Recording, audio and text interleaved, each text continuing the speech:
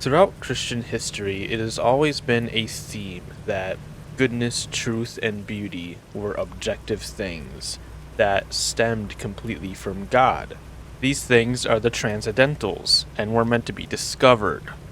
And it was almost treated as if discovering these things and going further into these things and achieving that objective beauty as much as you possibly can was, in a way, understanding something about God.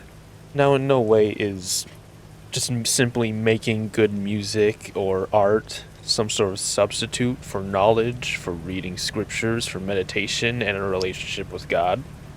But these things are important testimonies. Think of it this way.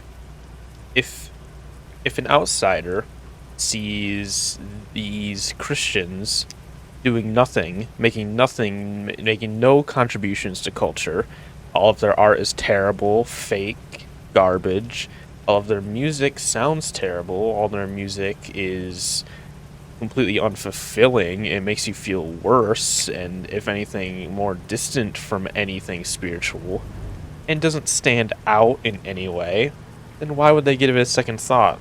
Obviously, just because someone makes bad music or bad art or any of this doesn't give people an excuse to react negatively to the gospel, but it is an inherent reaction regardless. Because think of it this way. When people are approaching religion, a lot of times in this modern society, they are looking for something to escape modernity. They are looking for something to fill a void in their heart.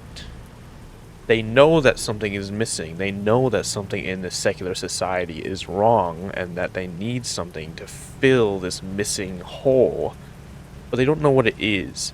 And when they go to some church and hear and see smoke machines and rock music and it looks like a strip mall, what exactly are they supposed to feel from that?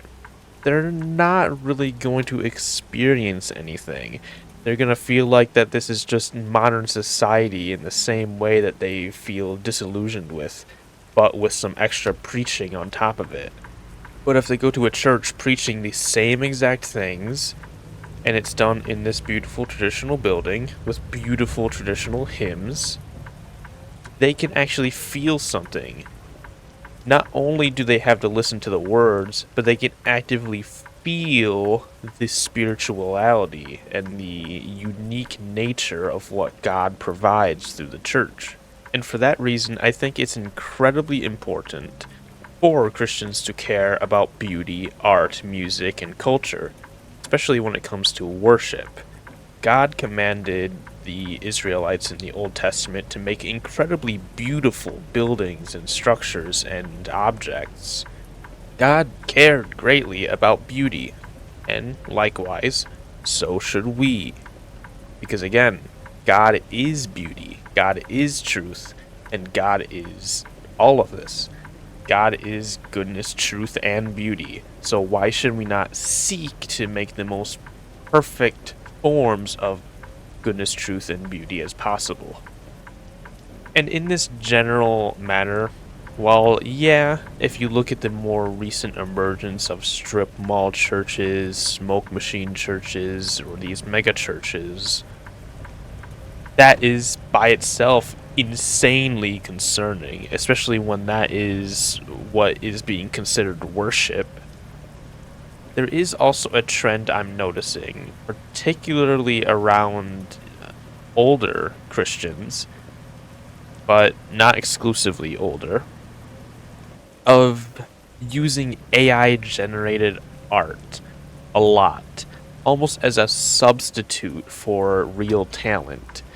I notice there are young people that do this. I notice it quite a lot, but it definitely is more often old people when you see this stuff like on Facebook, where they're just sharing I don't know, an AI generated picture of Jesus holding an Israeli flag or something, as if that somehow represents Christianity. Either way, regardless of who's doing it, I was about to go on a bit of a tangent there. Forgive me. Either way, regardless of who's doing it, I see a lot of Christians just casually treating AI as some sort of replacement for real art and real talent instead of thinking that we as the church, as the body of Christ, should instead pursue to make real art ourselves as an expression and witness of beauty in Christianity. And it it upsets me. It saddens me and it scares me a little bit because I have to think, is this really going to be the future of the church? Are we, the church, the Christians, going to be the ones that adopt AI the most like this? I hope not. I don't think that's necessarily true, but it does get concerning how I see AI used more often in my Christian circles than I do in any secular circles that I'm in.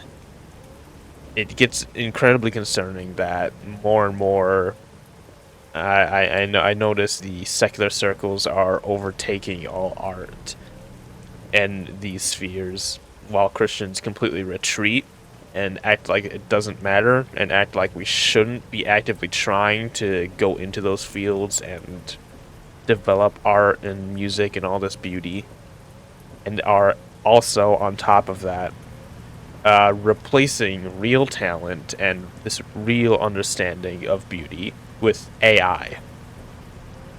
It's greatly upsetting.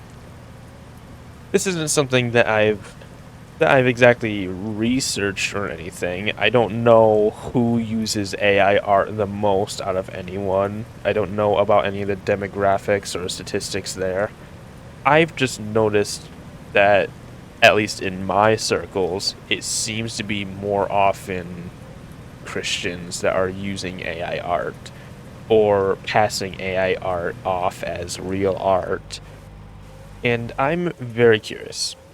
I would love to hear your thoughts on this matter specifically. I always ask for your thoughts, and I probably always will ask for your thoughts. But I'm really curious on everyone's observations on this matter. Do you think that there's a problem within Christianity of people using AI art? Do you think that it's completely not an issue? That I'm over concerned? That maybe I'm just really unlucky in my circles and my observations? I hope that's the case, but I'm curious. Share your thoughts on my thoughts. And either way, God bless you and keep you.